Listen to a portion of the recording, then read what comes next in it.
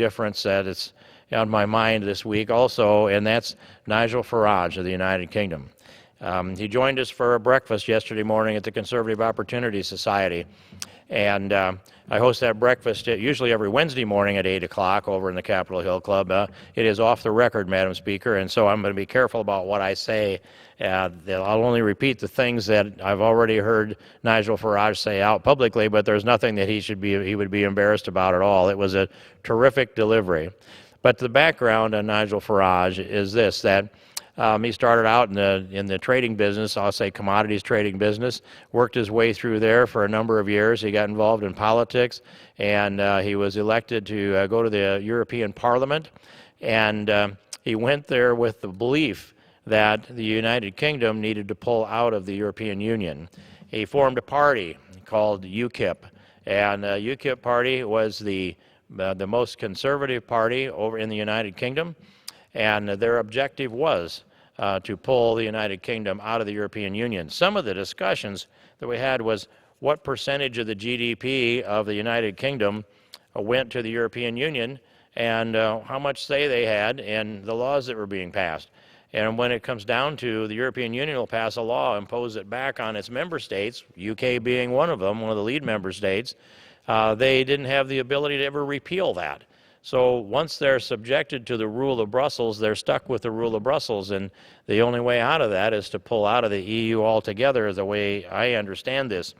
And so I have in my front of me here my notes from almost 5 years ago when I invited Nigel Farage to come before the Conservative Opportunity Society, and that was July 15th of 2015, and he gave a tremendous presentation. I was already convinced, which was why I invited him, but I believe everybody around that table was convinced that it's the best interests of the United Kingdom, the best interests of the United States for the United Kingdom to pull out of the European Union. Some of the frustrations I've had in trying to negotiate and trade with the European Union come up against the barriers that they've had. Most of those barriers do have to do with agriculture, Madam Speaker. And for example, we've come a long ways with our technology and the genetically modified organisms that we have, and we have for years and years raised Roundup-ready soybeans. And those I grew up walking beans, and we'd try to put a little water at each end of the field and go through there and pull the weeds. Most of the time, sometimes we cut them with a hook, but most of the time we pulled them. And so we went down and we would weed our rows to one end, pivot around, weed the rows back to the other end. And about every young kid that was there, all the way up to whoever could walk, was in the field pulling weeds out of the beans until a PhD scientist discovered that there was a genetic characteristic that was resistant to Roundup, and Roundup being a better, I'll say an environmentally better product to kill weeds with than the 2,4-D that we had been using at the time. And so they spliced this gene from another plant into the soybean plant and came up with a plant called Roundup-ready soybeans. And that meant that you could plant your beans across the field, your soybeans, and go through and spray a light dusting of Roundup across that. It would kill all the weeds, and the beans would thrive. And you would see vast fields without a single weed in them, and nobody had to walk and pull those weeds. They got a little more sophisticated, I might add. Then after a while, when they got tired of walking, they put a bar across in the front of the tractor with seats on it, and then my wife has done a lot of this, sat there in the sun and with a spray gun and just spray each weed that comes along in the rows that you're responsible for. That was another way. Well, we know they got a lot of spray on their feet and on their legs, and it seems to be healthy enough in my neighborhood, but it never really was very comfortable with that. In any case, that all went away when we came up with genetically modified organism, Roundup-ready soybeans, and now that's gone into other crops as well. Well, the folks in the European Union think that somehow that could be a carcinogen. And I have argued with them over there over and over again, show me your evidence on how it could be a carcinogen. Show me some science. Explain to me at least your theory on how it could be a carcinogen. And they say, well, you have to prove to us it's not.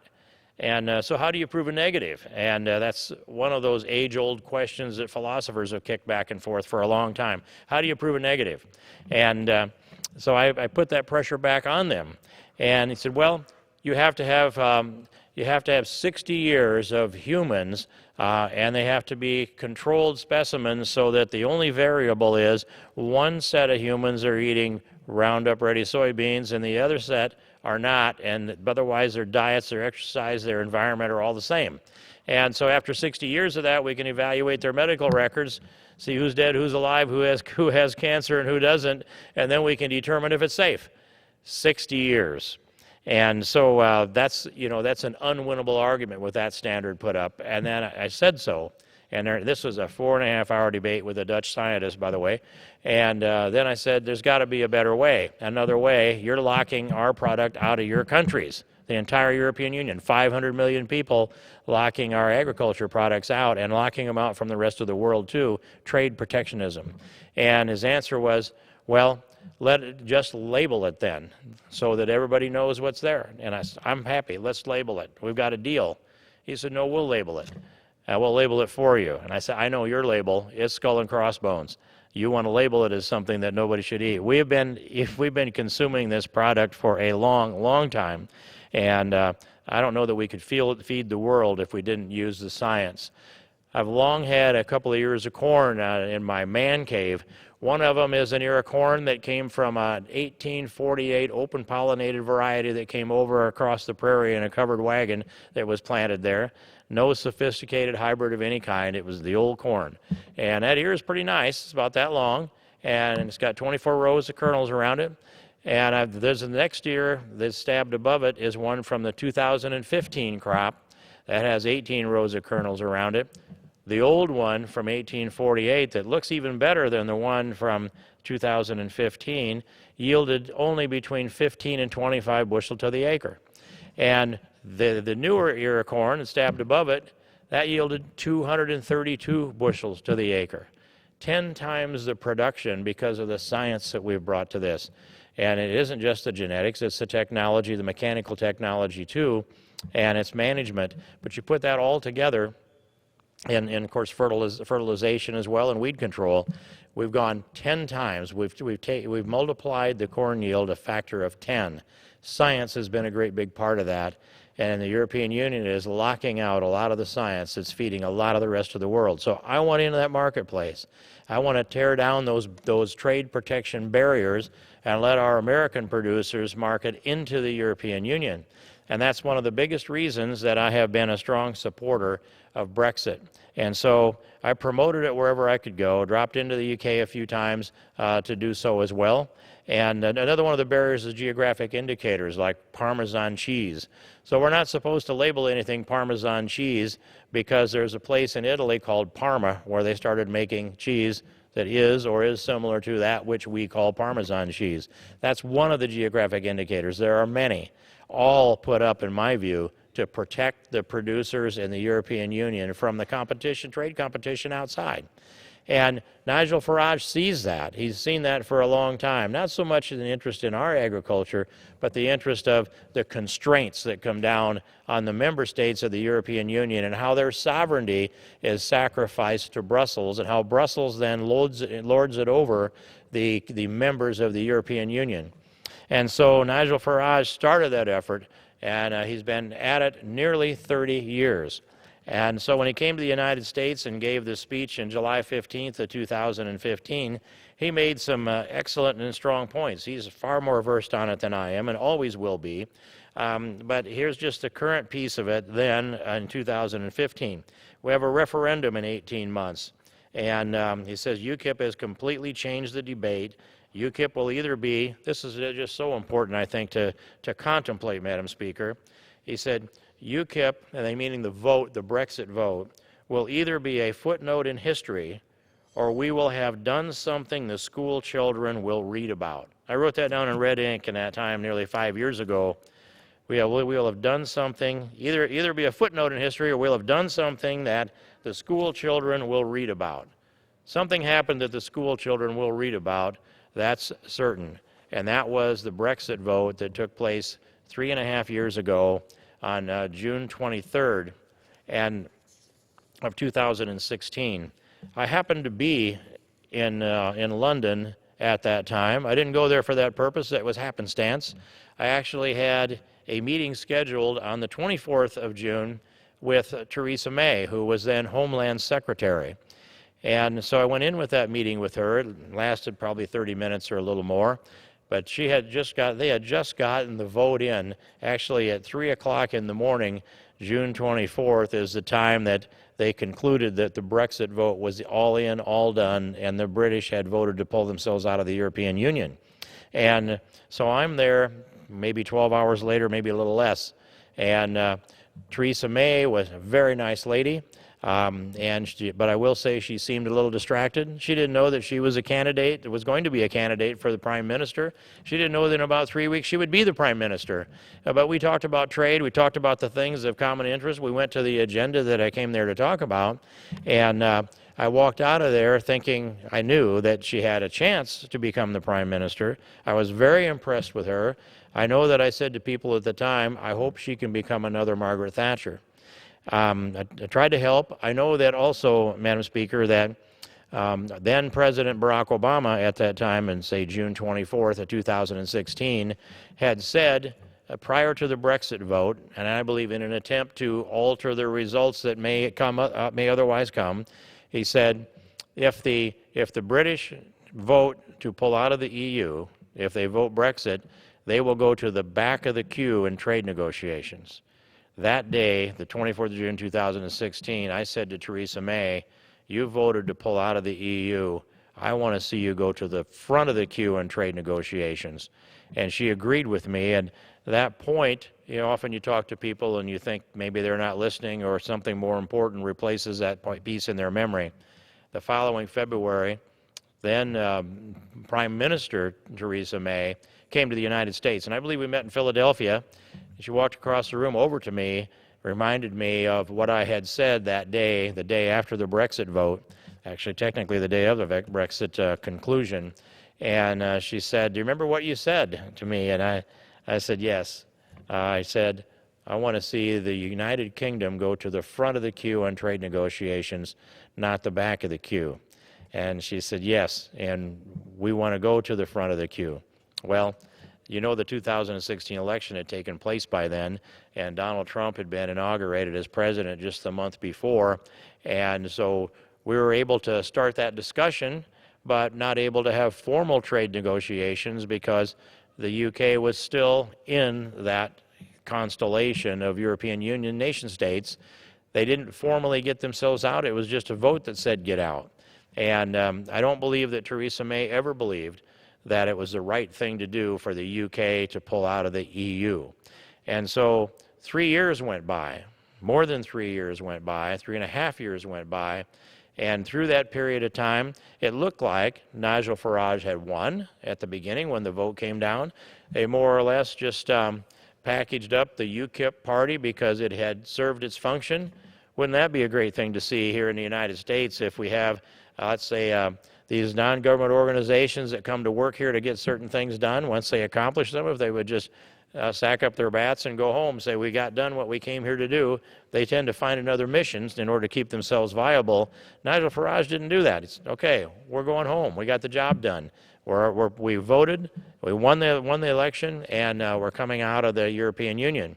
But it didn't work that way because Theresa May kept trying to bring a proposal for a conclusion that satisfied all of the parties involved. And that meant you had to satisfy Jan-Paul Juncker, you had to satisfy the majority vote in the European Union Parliament, and you had to satisfy a majority of the people in the United Kingdom. And that it got kicked back and forth, several proposals, and they were rejected time and again. But in the end, the frustration grew, and Nigel Farage concluded that he had to go back to work again.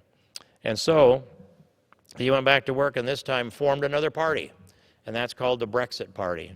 And they elected people again to office in the United Kingdom and brought the votes up to the point where they could be successful, and they swept in and they were successful. And Nigel Farage put his support behind Boris Johnson because Boris's commitment was to complete the departure of the UK from the EU. And so with all of that, it actually did happen, Madam Speaker, And it happened on the last day of January this year, so it's just about a month ago today that the UK has been formally severed from the European Union. And I will say that just observing this, that Nigel Farage was the key player in actually removing 2 British prime ministers from office, and the second one, of course, was Theresa May, whom I personally like, but I just don't believe was committed enough or strong enough to accomplish that which Boris Johnson did accomplish just about a month ago today. And so now we're at a place where we can get serious about trade negotiations with the United Kingdom, and I'm one who favors a strong trade agreement with them that perhaps has benefits that are loaded, leaning towards the United Kingdom, so that they can get a good jump start in the severing that has taken place in their relationship with Brussels, and something that would phase down perhaps over 5 years. But let's make sure that there's, and whenever there's a trade agreement, like any business transaction, it has to be beneficial to both parties. If we trade dollars, Madam Speaker, I'd hope that you have a reason to do that pleases and benefits you, and I would have a reason to do that pleases and benefits me. That's business. And if it's billions of dollars, if it's even trillions of dollars, those exchanges need to be profitable to both parties. So, but I'm happy if we can help the United Kingdom have a smooth glide path out of the European Union and ascend in a successful economy. And I just cannot congratulate Nigel Farage enough for the personal accomplishment that he has led. And he's said carefully and I'll say repetitively, but you're only leading is all you're doing. You've got to have the people. You've got to have the workers. You've got to have the volunteers. And they came to the streets of the United Kingdom, and they walked the streets, and they put door hangers on, and they made phone calls, and they mobilized that country. And in mobilizing the country, they were able to bring forth the vote that separated the United Kingdom. So when I look at extraordinary figures in history, extraordinary figures like, let's say, Winston Churchill or Franklin Delano Roosevelt, who was a terrific wartime president, and then also Dwight Eisenhower was also a terrific wartime general. We could go through Patton, we could go on and on about the leaders. But how many people in civilian life start on a mission because they have a conviction, and that conviction drives them through 3 decades of being humiliated, of being joked about, being snickered about behind his back, but standing up always and delivering the clarity of the facts and the interest and the patriotism that is necessary for that success with the departure from the EU by the UK. Nigel Farage is an extraordinary individual in history. I've had the privilege of meeting some extraordinary individuals in history, and Margaret Thatcher is among them. I'm extraordinarily impressed with her, Ronald Reagan, Pope John Paul, and to a lesser degree Gorbachev. But that network brought about the fall of the wall, and this is the beginning on how a rearrangement across Europe is taking place. And I will say also, it's tough for Poland to be under the yoke of the European Union. It's tough for Hungary to be under the yoke of the European Union. It's tough for Italy. It's tough for Greece to try to match up and be compatible with Germany, for example. And when I see these small countries that need a trade agreement, and they have to get all the other countries to agree in that trade agreement before, and the mentality is, we're going to have protectionism, then you're not going to get to a trade agreement if you have protectionism. And I also, a couple of days ago, I sat down with just an extraordinary group of conservative leaders within the European Parliament, scattered across 8 or 9 or so of the countries out of the European Union. And I see the vision that they see, and it's a vision that moves towards, they want governments that represent we the people. They're tired of elitists. They're tired of globalists. They're tired of being constrained by regulators and taxers that are just, I'll say, taking care of expanding their empires. They want we the people to have the say, and they want government to benefit we the people. And boy, does that fit with me, Madam Speaker. So I'm quite pleased that we get to celebrate a tremendous victory for an individual that, for over the course of 3 decades, kept the ideal in place, and when they got to the vote 3.5 years ago, and they more or less mothballed the party, the UKIP party, because they'd accomplished what they'd set about doing, and then they found out afterwards, a year and a half or so later, came to the conclusion that it wasn't going to happen under Theresa May, start up a new party, the Brexit party, win the elections necessary there, throw the support behind Boris Johnson, because Boris Johnson said months ago, I will get the UK out by January 31st.